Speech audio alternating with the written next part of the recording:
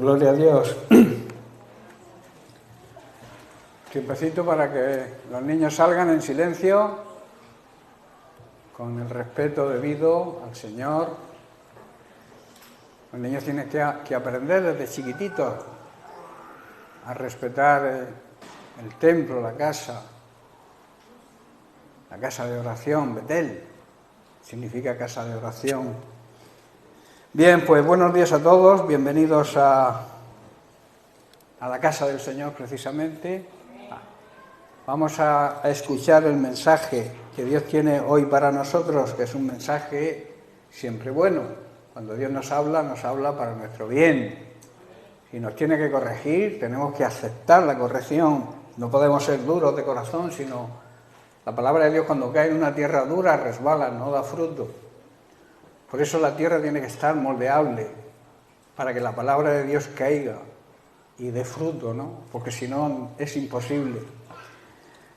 De ahí que debemos pedirle al Señor tener un corazón de acuerdo a su corazón, que es un corazón abierto a nosotros por amor. Él nos ama, como dije antes, con un amor eterno y desea que nosotros le amemos de la misma forma. Para eso, para demostrar su amor, envió a Jesucristo, para que entendiéramos cuál era su amor, porque como suelo tratar en las semanas que llevamos tratando el tema del amor de Dios, como suelo decir, la demostración del amor de Dios tenía que hacerse por medio de Dios mismo, pero Dios mismo hecho hombre. Él nos amó 100% Dios, pero también 100% hombre. Por eso nuestro amor, o sea, Cristo nos llama a amarnos unos a otros de la misma forma que Él nos ama. Y para eso tuvo que demostrarlo. Para eso vino a esta tierra, demostró cuál era su amor, muriendo incluso por sus enemigos, aquellos que lo crucificaron. Jesús pedía perdón desde la cruz por aquellos que eran sus enemigos. Eso es la prueba, una de las pruebas de la evidencia del amor verdadero, del amor de Dios. El amor de Dios es incomparable a ningún otro tipo de amor. El amor de Dios no es el amor humano. Y por eso tiene que marcar las diferencias. Los cristianos tenemos que marcar las diferencias con el amor de Dios y el amor de este mundo. Que el amor de este mundo es un amor, digamos, egoísta, un amor que exige, y el amor verdadero no exige, da, que es lo que Jesús hizo. Dios dio a su Hijo, pero el Hijo se dio también a sí mismo. Él lo dijo: yo doy mi vida porque yo quiero voluntariamente. La puedo volver a recuperar cuando yo quiera. Eso ya estaba profetizando sobre su resurrección. Entonces, el amor de Dios debemos imitarlo como hijos suyos que somos. Todo hijo que no se parece a su padre, hay un refrán por ahí que dice, no lo digo, pero todos los hijos debemos parecernos en lo bueno a nuestros padres. Hombre, si nuestro padre es un bandido, pues como que no, pero da la casualidad que Dios no es un Dios malo, es un Dios bueno, es un Padre bueno, es el Padre de los padres. Por eso debemos entender, es el tema que estamos tratando, debemos entender el amor de Dios y la grandeza de su amor. El amor de Dios nos compromete, adquiere un compromiso para nosotros.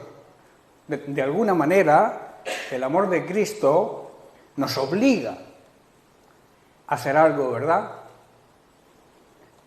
Debemos amar como Él ama y no dejarlo ahí como un simple reconocimiento mental, porque a veces aceptamos las cosas con la mente, pero no las bajamos al corazón, y entonces están ahí en la mente, pero no surten efecto porque no las ponemos en práctica. De ahí que debemos saber que el amor de Cristo nos obliga, nos compromete y debe controlar nuestra vida. Los cristianos, hermanos, debemos vivir, disfrutar, deleitarnos en el amor de Dios, y también tenemos como consecuencia, como ese compromiso que adquirimos de hablar el amor de Dios y anunciar el Evangelio de salvación a todo y cuando haga falta, a todo ser humano que se nos cruce en nuestro camino, Cuando el Señor nos pone a alguien para que le mostremos el amor de Dios, para que le planteemos el plan de salvación de Dios y no lo hacemos, luego Dios nos pedirá cuentas. Esto es serio. Si tú vas por la calle o estás en el mercado o en la escalera de donde vives y Dios te dice, háblale a esta persona y no le hablas, luego Dios te va a pedir cuentas si esa alma se condena. ¿Estáis entendiendo? De ahí la necesidad de no conocer el amor de Dios y guardarnos el amor de Dios, sino transmitirlo a los demás. Amar a los demás como Dios los ama. Amar a los demás, amar a los incrédulos, a los perdidos, a los pecadores. Hay quien rechaza a los pecadores. Cristo nunca rechazó a un pecador. Siempre hizo un llamado al arrepentimiento para que recibieran la salvación, pero no rechazó a nadie. Y hay personas, digamos, cristianos súper espirituales que no se relacionan con los pecadores. No tenemos que contaminarnos con los pecadores, eso sí. Ahora, debe haber una relación, no una intimidad, una relación para poder plantearles el plan de salvación. Y eso es prueba de que el amor de Dios ha sido derramado en nuestros corazones. Así lo dice el apóstol Pablo, ¿verdad? Que el amor de Dios fue derramado por el Espíritu Santo en nuestro corazón. Y si está derramado quiere decir que nuestro corazón debe rebosar del amor de Dios. Amén. Bien, estamos tratando distintas consideraciones respecto a Dios y respecto a su amor. Decíamos que Dios es amor, Dios es misericordia, Dios es compasión. El amor de Dios no busca lo suyo, consiste en darse a los demás. También el amor de Dios decíamos que cubre todo. El amor de Dios perdona multitud de pecados. Si tú no perdonas, es que el amor de Dios no está en ti, porque el amor de Dios te induce a perdonar o a pedir perdón cuando toque. El amor de Dios nos une, hermanos. Produce la verdadera unidad, la unidad en el espíritu. El odio, en cambio, el rencor, nos separa. Para demostrar la unidad en el amor, Dios nos exige que le honremos primeramente a Él, que le respetemos y le obedezcamos, que vivamos de la manera que le podamos agradar en todo, que lo amemos y le sirvamos con todo nuestro ser, con toda nuestra mente, nuestra alma y nuestro cuerpo y nuestro espíritu. Y así Él se podrá sentir orgulloso de nosotros, sus hijos. Si actuamos así, si vivimos de esta manera, habrá unidad entre nosotros, no habrá odio que nos separe y que provoque la ira de Dios. El odio provoca la ira de Dios. El rechazo a la palabra de Dios provoca la ira de Dios. El rechazo a Jesucristo provoca la ira de Dios, que siempre va dirigida a aquellos que le desobedecen, que viven en desobediencia, a los que viven en santidad, a los que viven agradando a Dios. La ira de Dios no se hace efectiva, no es para ellos, no es para nosotros si vivimos en santidad, si vivimos en el orden que Dios nos exige, alejados de la maldad. Por eso el apóstol Pablo dice que debemos huir de todo tipo de maldad. Para eso es necesario el autocontrol, saber controlar nuestros impulsos, tener dominio propio, saber cuándo tenemos que hablar y cuándo tenemos que callarnos, porque a veces nos precipitamos y luego nos arrepentimos, muchas veces nos arrepentimos. ¿Por qué habré dicho yo esto? ¿Por qué habré hecho yo esto? Y es porque no controlamos nuestros impulsos. Y uno de los frutos del Espíritu Santo es el control, es la templanza, el dominio propio. ¿Estáis comprendiendo? Por eso, para poder superar todo esto, para poder vivir en el amor de Dios y huir de la maldad, tenemos que tener autocontrol. Y no debemos tampoco participar, hermanos, de las obras inútiles. Las obras inútiles son aquellas obras que no producen fruto, pero que sí hacen daño. Y eso es la maldad, eso es la oscuridad, eso son las tinieblas, eso es el pecado. Y Pablo nos dice que debemos sacar a la luz en vez de guardarlas y esconderlas. Hay quien por amiguismo o por amistad esconde los pecados de los demás. las obras de maldad hay que sacarlas a la luz, sean de quien sean, porque las obras de la maldad contaminan al ser humano. Y si existe maldad dentro del cuerpo de Cristo, dentro de la Iglesia, se contamina toda la Iglesia. De ahí que debemos reprender la maldad. Y la maldad, estoy hablando del pecado. Andar en maldad es andar en pecado, vivir en pecado, desobedecer a Dios. Y entonces la ira de Dios está en contra nuestra si vivimos de esa manera, si aceptamos vivir de esa manera. Y también aquellos que los protegen y los encubren. Son cómplices, ¿verdad? ¿Qué hace un juez en la justicia ordinaria con el que tapa, el que ve el crimen y no lo dice? Es un encubridor y tiene su pena, tiene su castigo. Pues con la justicia divina ocurre lo mismo. Al encubridor también tiene su parte de justicia, su juicio. No podemos, dice, participar de las obras de la maldad, ni tampoco encubrirlas. Debemos sacarlas a la luz. La maldad, hermanos, representa todo lo contrario a la luz y la verdad. La maldad, como he dicho, representa el pecado, la ignorancia y la mentira, que todo eso viene de parte del mismo diablo, que es el padre. Jesús lo llamó el padre de la mentira, o sea, donde se engendra la mentira. Todo lo que dice es mentira. Cuando el diablo te dice que Dios no existe, tú no te planteas que si Dios no existe, tampoco existe Él. Dios existe, Dios es real, y el diablo también, pero el diablo siempre miente, y Dios es la verdad, y la verdad siempre vence a la mentira, y la verdad siempre va a salir a la luz. La mentira siempre se va a descubrir por medio de la verdad. Para ser un mentiroso hay que tener buena memoria, porque si no, tú mismo te vas a delatar. Cuando tú dices una mentira te tienes que acordar de que la has dicho, porque si no, pronto te descubrirán.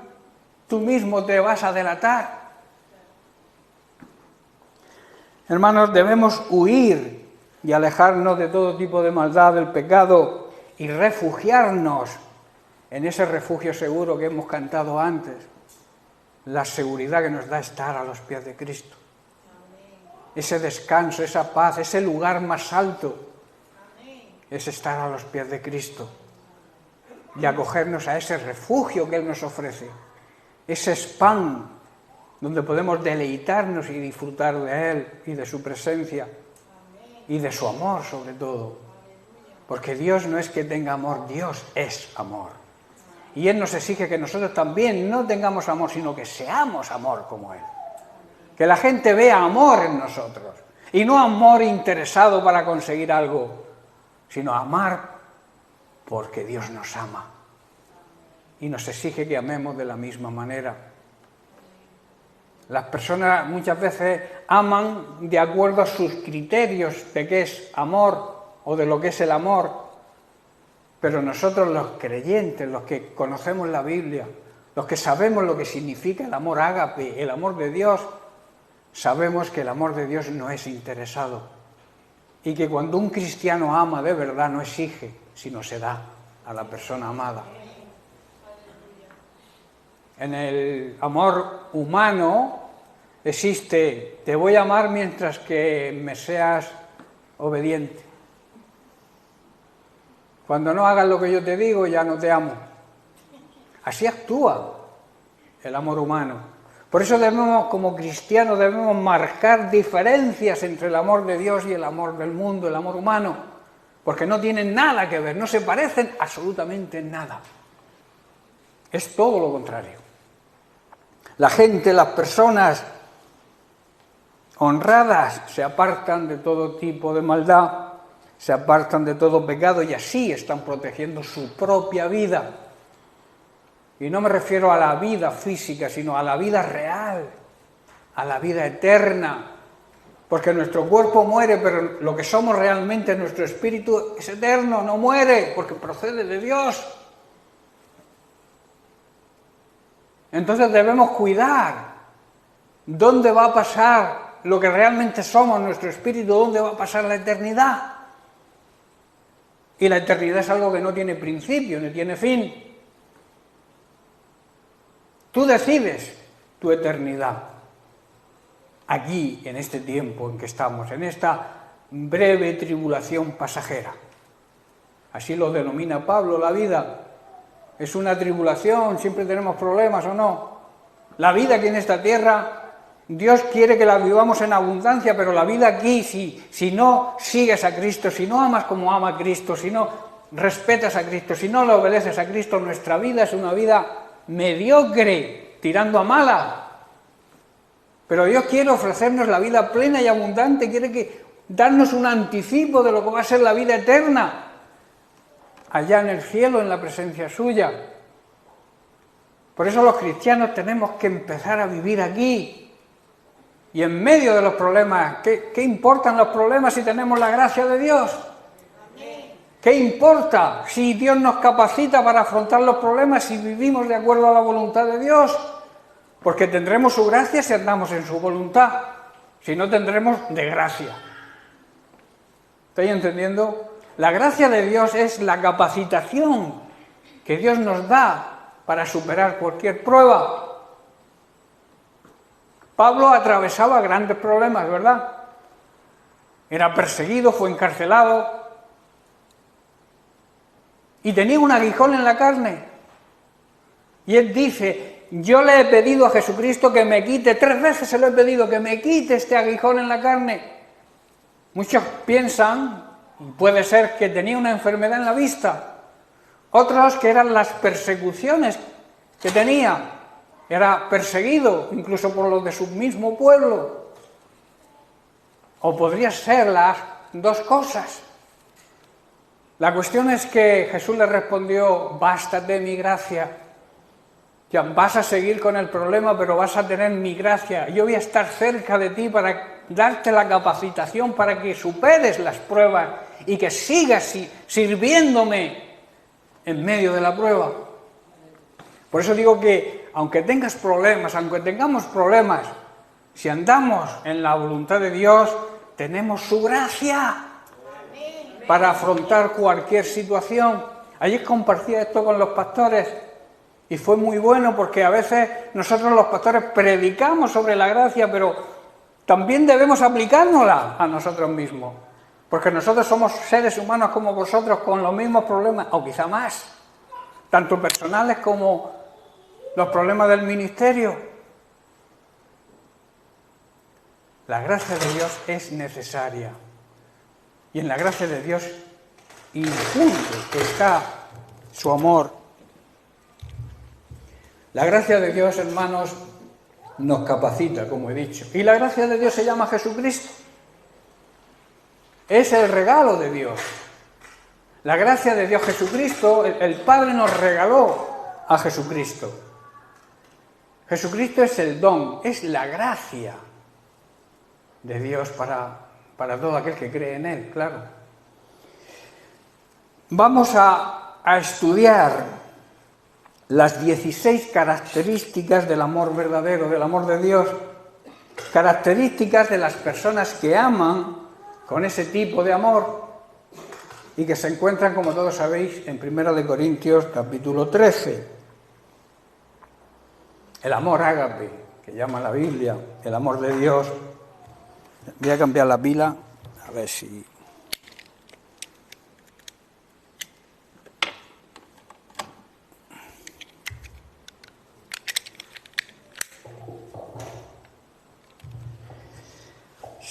Si no va, cambio el micro. Vale, como he dicho, vamos a estudiar las 16 características que demuestran que amamos a Dios de verdad y que estamos en el amor de Dios. La primera es que el amor de Dios, la persona que ama como Dios ama, es una persona sufrida. ¿Qué es una persona sufrida? No se trata de aguantar, sino de ser pacientes, tener paciencia y ser amorosos con aquellos que tienen faltas y quizá nos afecten a nosotros, no reaccionar de una forma incorrecta. Eso significa ser sufrido, soportar a los demás, aunque algunos son difíciles de soportar, ¿verdad? Pero dice que el amor de Dios es sufrido. El amor de Dios es eso, soportar, tener paciencia amorosa con las personas, con las faltas de los demás. Lo contrario, ¿qué es lo contrario? Aquella persona que se airea, que es irascible, que tiene inclinación a enojarse, a enfadarse por todo. Porque vamos a hablar de lo positivo y de lo contrario, ¿verdad? En segundo lugar, el amor de Dios es benigno, o sea, opera, actúa, a pesar de una respuesta ingrata, actúa sin pagar mal por mal, sino que trata de vencer el mal haciendo el bien. Hermanos, el amor de Dios es paciente y es amoroso. Lo contrario, la crueldad. Hay quien se deleita, disfruta haciendo daño a los demás. De hecho, hay personas que se dedican a hacer daño a los demás porque disfrutan, es su hábitat. Hay jóvenes, hoy en día la juventud, no sé qué pasa con ella, que ven a un pobre en una caja, en un banco, en un cajero, porque duerme ahí, porque no tiene un techo donde dormir, y son capaces de echarle gasolina y pegarle fuego. Eso es maldad. Eso es no ser benigno. Eso es desear el mal de los demás. Se deleita viendo el sufrimiento de los demás. Hay personas así, lamentablemente. ¿O no creéis que hay? Existen. No tenéis nada más que ver las noticias. Cómo ocurren cosas que uno no se puede ni imaginar. Que un hijo apuñale a su madre por sacarle quizá el dinero para la droga. Todo eso es maldad. Todo es lo contrario a ser benigno. La tercera cualidad es que el amor de Dios, el amor verdadero, no tiene envidia, no tiene tristeza por el bien de los demás, sino que se alegra. Ayer alguien aquí en la reunión de pastores contaba un testimonio. Dice que hay creyentes que si el pastor se compra un coche nuevo, lo ponen de vuelta y media. El pastor tiene que ir en un coche viejo. ¿Por qué? Si Dios es el dueño de la riqueza, ¿por qué el pastor no puede comprarse un coche? Si lo que tenía que hacer la iglesia es comprárselo ella. Porque el coche es para servicio de la iglesia. Y no estoy diciendo que me compréis un coche, no estoy hablando de eso. Aunque el mío está para cambiarlo, pero que no trata de eso. Eso lo compartía ayer mismo un pastor aquí en la reunión, que a veces hay cristianos que si le cambian las ruedas al coche y se las cambia el pastor, lo critican. En cambio, si se las cambia a él, pues no hay problema. El amor verdadero no tiene envidia, no desea, no es un deseo desmedido de tener aquello que no posee. Eso es la envidia, querer lo que otros tienen y no disfrutar de lo que uno tiene. A veces no disfrutamos de lo que tenemos porque tenemos envidia de lo que tiene el vecino. Y eso es tremendo, eso no entra dentro del amor de Dios, de la persona que ama como Dios quiere que amemos. Lo contrario, la tristeza. Nos sentimos tristes porque otro prospera. La envidia, hermanos, provoca inseguridad. La persona que tiene envidia no es una persona segura, porque no disfruta la vida, no disfruta lo que tiene, porque desea lo que tienen otros. También el amor verdadero no es jactancioso, es humilde. No habla de sus méritos, sino que deja que los demás los vean y sean ellos quienes hablen de esos méritos, ¿verdad? que se reconozcan los méritos, pero que no andes pavoneándote por ahí de lo que haces. No te jactes, no te vanaglories de lo que eres y de lo que haces. Que los demás, cuando tú lo hagas y lo hagas con el amor verdadero, los demás se van a dar cuenta y vas a recibir la admiración de ellos. Pero si te vanaglorias, lo que vas a recibir es el rechazo. ¿Verdad? La persona que es jactaciosa es una persona arrogante y se vanagloria de sí mismo. El amor, hermanos, no es celoso, no es fanfarrón ni orgulloso. El orgullo piensa que uno puede hacer las cosas sin Dios. Cuando tú te envaneces, crees que puedes hacer las cosas sin la ayuda de Dios y también te crees el centro del universo.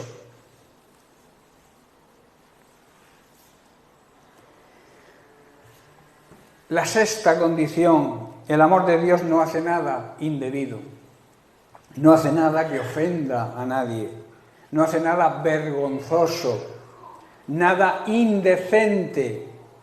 Procura siempre que nadie tenga nada malo que decir de nosotros. Que lo que digan siempre sea bueno, pero para eso no debemos hacer nada que no debamos hacer. No podemos hacer nada indebido si queremos que los demás hablen bien de nosotros. Lo contrario, hacer lo incorrecto, hacer lo contrario a lo que la palabra de Dios enseña y sobre todo dar mal testimonio. Cuando damos mal testimonio, estamos haciendo algo que no debemos hacer. Porque nosotros como creyentes debemos testificar de Cristo. Para eso tenemos el poder del Espíritu Santo. En Hechos capítulo 1:8 dice, y recibiréis poder y me seréis testigos. En otras palabras, os doy el poder para que podáis testificar de mí, dar testimonio de mí.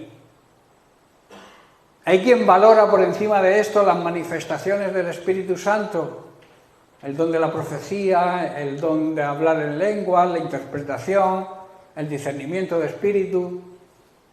Pero el motivo principal de la venida del Espíritu Santo es para darnos poder para predicar el Evangelio, para llevar a cabo la gran comisión.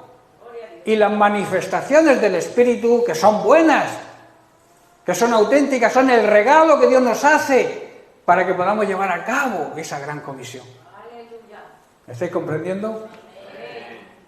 Hay quien dice que las manifestaciones están por encima de cualquier cosa. No, el Espíritu Santo vino a darnos poder. De hecho, los apóstoles, los discípulos estaban escondidos, muertos de miedo, en el aposento alto. ¿O no? Pero cuando recibieron el Espíritu Santo, salieron con denuedo, con valentía a predicar el Evangelio. Y en el primer discurso de Pedro se convirtieron 9.000 personas. Pastor, ¿se ha equivocado usted? Fueron 3.000. 3.000 personas sin contar los hombres ni las mujeres. Porque ellos no contaban, cuando hacían recuento, no contaban a los hombres ni a las mujeres. Hoy no es lo mismo. No la censaban para eso. O sea, cuando dice que en el primer sermón de Pedro se convirtieron 3.000 personas, en muchos dice, sin contar mujeres ni niños. O sea que yo calculo que entre 9 y 10.000 personas en el primer mensaje de Pedro. Un Pedro que estaba acobardado, escondido en el aposento alto. Luego Pedro y Juan siguieron predicando el Evangelio. Siguieron luchando con denuedo y con valentía por predicar el Evangelio. Y los cogieron presos. Y los llevaron al concilio. Porque era tarde, los dejaron presos, a otro día los sacaron y los llevaron al concilio. y le dijeron, llevar mucho cuidado y no seguir predicando en el nombre de Cristo. Y Pedro con valentía lo que hizo es predicarles a ellos. Gloria a Dios. Les dijo, es necesario obedecer a Dios antes que a los hombres. Y luego dio testimonio de lo que ellos le habían hecho a Jesús. O sea, les predicó el Evangelio a aquellos que le prohibían predicar, hermano. Y a veces nosotros cuando alguien nos rechaza, enseguida nos acobardamos y ya no seguimos predicando. Luego dice que por miedo al pueblo los dejaron en libertad, pero les volvieron a repetir, no prediquéis en ese nombre. Y luego Pedro y Juan fueron a reunirse con la iglesia. Porque hermanos, cuando hay problemas, esto es una gran enseñanza, debemos seguir en busca de los nuestros, de nuestra congregación, de nuestra iglesia. Dice que fueron a los suyos y les contaron lo que les había pasado en el concilio. Y entonces la iglesia se puso a orar. ¿Y sabéis qué oraron? Oraron pidiendo venganza. Señor, mira, por predicar tu palabra, esta gente nos hace esto, nos hace aquello. Manda fuego y consúmelos. No oraron así, hermanos. Sino, Señor, danos valentía, danos coraje, danos de nuevo para seguir predicando tu palabra. Y además, las señales, haz prodigios, milagros y señales para que la gente crea. El orden, primero el poder y después las señales, las manifestaciones. Nosotros tenemos el Espíritu Santo, hermanos, porque cuando nos convertimos, primero Dios nos perdona todos los pecados pasados. No hay pecados ocultos ni pecados que tengamos que volver a pedir perdón. Que hay por ahí ciertas profetas y profetas que dicen que si no recibes el don de las lenguas, no recibes la manifestación del Espíritu Santo, es porque existen pecados que Dios nos ha perdonado. ¿Pero qué me estás contando? Cuando yo me convierto, mis pecados son perdonados todos. Y Dios se olvida de mi pecado. ¿Cómo puede haber farsantes que digan que tenemos pecados ocultos que no hemos pedido perdón? Si en el momento que te conviertes y te arrepientes, claro está. Porque cuando te conviertes es porque te has arrepentido. Dios te perdona todos los pecados. Pero ante el fracaso de estas personas que se creen, yo qué sé, pues culpan a las ovejas de que el problema no está en ellas, sino en las ovejas. Pero vamos a ver, llevamos años, muchos en el Señor, y a veces somos bebés que nos engañan, porque no tenemos discernimiento. Hermano, abramos los ojos espirituales. A mí no me engaña nadie, ningún falso profeta, ninguna falsa profeta, ni nada de eso. Porque tengo al Espíritu Santo que me da discernimiento. Y sé distinguir dónde están los falsos y los verdaderos en el momento en que me lo echo a la cara. En el momento de mirarlos y que abran la boca ya sé si son falsos o son auténticos. Y todos tenemos el Espíritu Santo, hermanos. Si hemos nacido de nuevo, tenemos el Espíritu Santo. Tenemos dentro de nosotros el don, el regalo del Espíritu Santo. Nos faltan las manifestaciones. Pero eso tiene que haber un deseo en nosotros. Si tú deseas tener esas manifestaciones, pídeselas a Dios, que oren por ti y las recibirás si tú lo deseas. ¿Estás comprendiendo, hermano? Abramos los ojos y no seamos incautos. El amor de Dios tampoco busca lo suyo, no busca lo propio, no es egoísta, en cambio es altruista, se preocupa más del bien ajeno que del suyo propio, se alegra de que a los demás les vaya bien y cuando ve una necesidad, nadie le tiene que decir hazla, sino que Él mismo decide hacerlo, actúa. Hay cristianos que yo llamo cristianos carretillas, que si no les empujan no andan. Pastor, ¿qué hago? Pastor, ¿qué hago? Si ves una necesidad y tú puedes cubrirla, ¿para qué buscas al pastor? ¿Para que te diga que sí o que no? ¿Tú no sabes que Dios nos ha puesto y que una de las cosas que le agrada a Dios es que ayudemos a los demás? Si Dios ha puesto a alguien en tu camino y tú puedes echarle una mano, hazlo. No preguntes. No busques lo tuyo. Prefiere. El amor de Dios prefiere que los demás estén mejor, aún a pesar de nosotros mismos, de nuestro propio bien. El contrario a esto, busca lo suyo, solamente busca lo suyo, su preocupación es todo lo que está relacionado con él, sin importarle los demás. Lamentablemente dentro de las iglesias cristianas hay cristianos de este tipo, que solamente les importan ellos y su familia, y los demás que corran, que se apañen.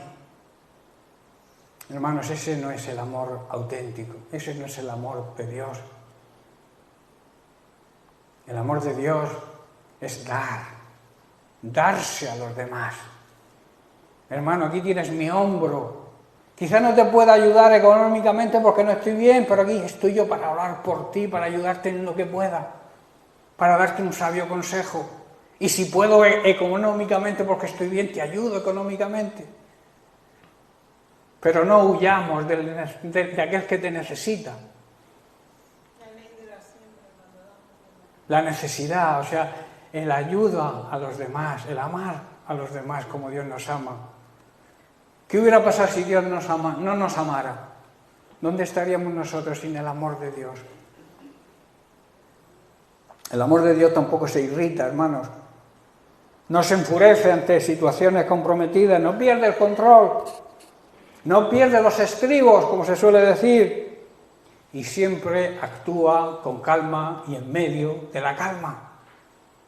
Cuando tú tengas que tomar una decisión, procura hacerlo cuando estés calmado, porque seguro que si estás en nervios, irritado, la decisión que vas a tomar no va a ser la correcta. ¿Estás comprendiendo?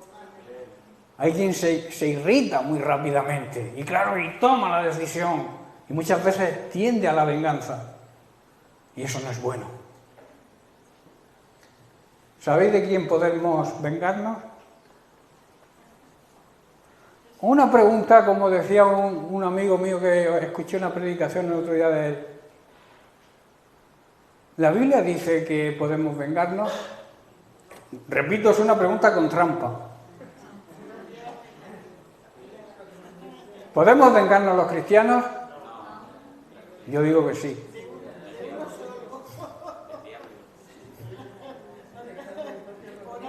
¿Sabéis qué le pidió Sansón cuando le sacaron los ojos y lo ataron a las columnas del templo? Señor, dame fuerza para vengarme de mis enemigos los filisteos. ¿Dios le dio fuerza?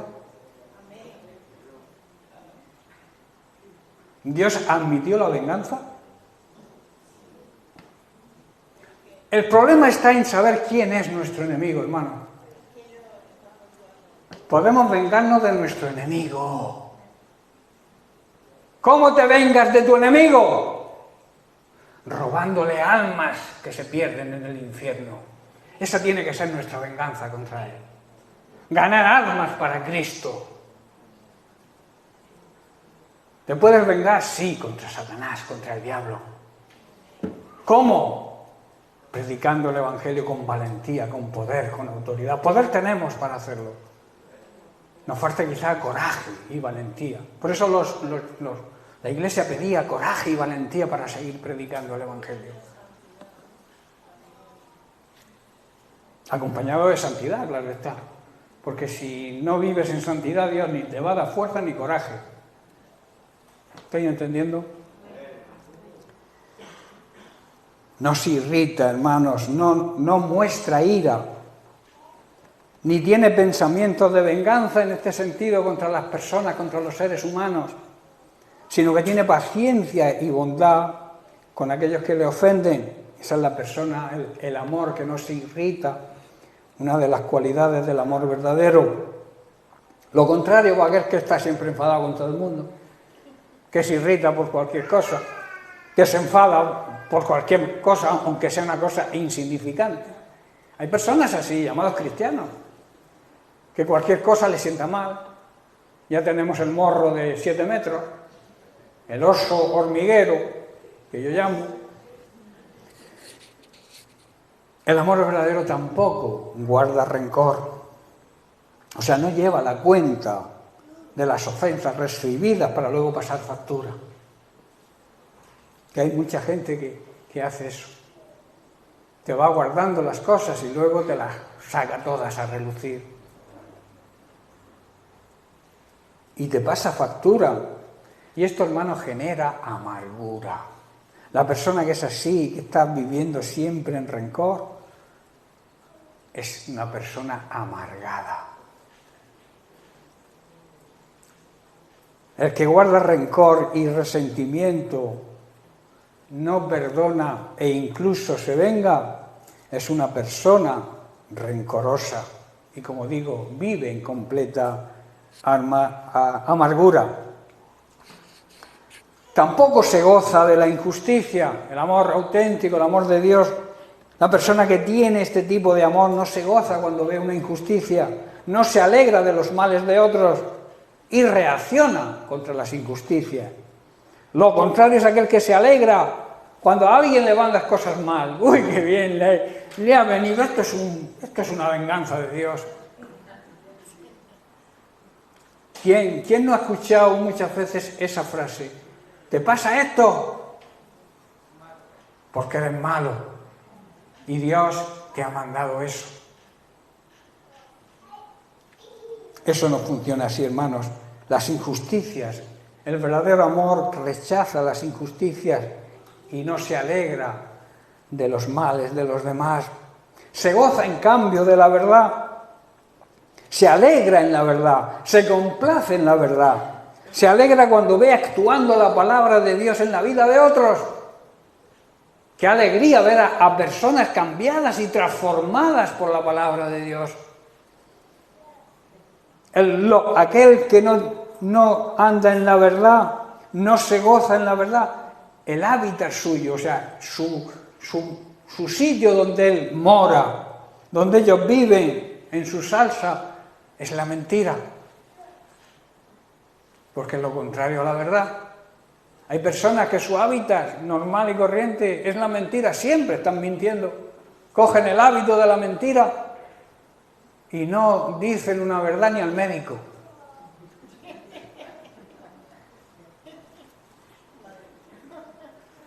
La palabra de Dios, el amor de Dios, hermanos, dice que todo lo sufre, es capaz de soportar todo lo necesario por amor a Dios y también por amor a los demás. Lo contrario al que todo lo sufre es aquel que no soporta nada, que es incapaz de tener paciencia con nadie. Que de ese tipo de personas hay un montón. También el amor de Dios todo lo cree, busca y cree en lo mejor de los demás. Hay personas que solamente ven los defectos, nunca ven algo bueno en nadie. El amor de Dios busca, en vez del defecto, lo que haya bueno en esa persona, que todos tenemos defectos, todos, pero también todos tenemos cosas buenas. El amor de Dios busca precisamente eso, ver lo bueno que hay en cada persona, no lo malo. Lo contrario, pues no cree nada y piensa que las personas son como son y que nadie las cambia. Todo lo espera, el amor verdadero.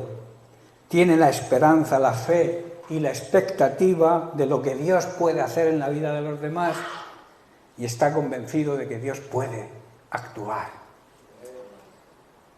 Lo contrario, no espera que Dios pueda hacer nada. Esta persona no hay quien la cambie, ni Dios la puede cambiar. Oímos frases así, ¿verdad? Claro, estamos atando las manos de Dios. No esperan cambios en las personas. También todo lo soporta. El amor verdadero no deja de amar, soporta todo por persistir en el amor e imitar el amor y la misericordia de nuestro Dios y Padre Celestial. Lo contrario es aquel que no soporta nada. Por cualquier motivo deja de amar y de tener misericordia y además se queja de todo. Todo es murmuración y todo quizá a veces calumnia, que calumniamos a la gente.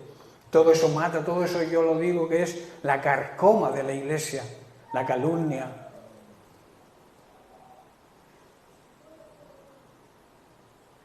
Y por último, la última cualidad, el amor verdadero nunca deja de ser. Nunca desaparece, hermanos, porque el amor de Dios, porque Dios y el amor de Dios son eternos y nosotros somos hijos de un Dios de amor, ¿verdad? Lo contrario, se le acaba el amor porque no ama como Dios ama y como Dios exige que amemos. Quizá pueda amar con el amor humano, el cual es incomparable al amor de Dios. ¿Sabéis cuál es el ejemplo del amor verdadero, del amor ágape? Sin ninguna duda, alguien que supo manifestar el amor de Dios fue Jesucristo, ¿verdad? En las epístolas, en las cartas que relatan sobre la vida de Jesús, podemos ver que Él en todo tiempo manifestaba este tipo de amor.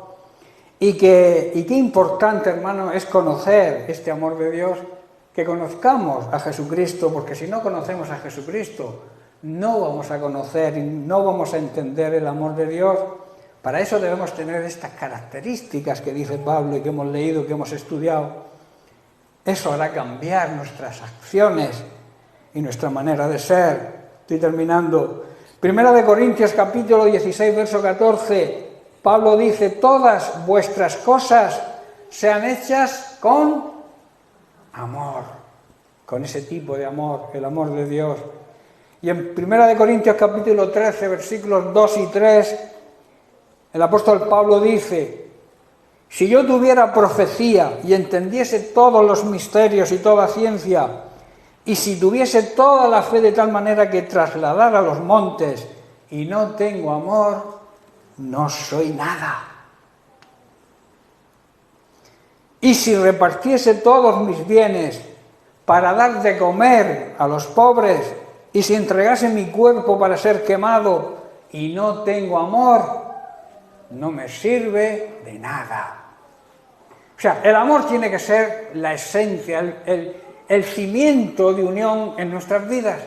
Sin amor, lo que hagamos, lo que digamos, lo que supuestamente pensemos, no sirve para nada. Si no hay amor, ni somos ni tenemos nada. Si no tengo amor, si no demuestro ese amor de Dios, todo lo que haga no me sirve para nada. De ahí la importancia, hermanos, de que amemos como Dios nos ama, de que pongamos en práctica, que estudiemos estas 16 características del amor de Dios, que podamos ver y analizar cada una de ellas y ver, no, aquí estoy fallando, y donde estás fallando, procurar cambiar la situación, porque seguro que de esas 16 características, todos los que estamos aquí, ninguno las cumple, seguro, yo el primero. Por eso debemos poner esa lista. Yo algunas veces veo los frigoríficos en las casas que están llenas de pegatinas, ¿no? De POSI.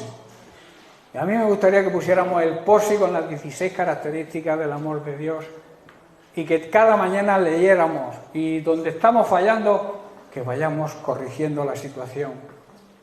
¿Amén? Bien, pues lo dejamos aquí y seguiremos la semana que viene con más consideraciones sobre el amor, la misericordia, la bondad y la paciencia de Dios con nosotros. Que Dios les bendiga.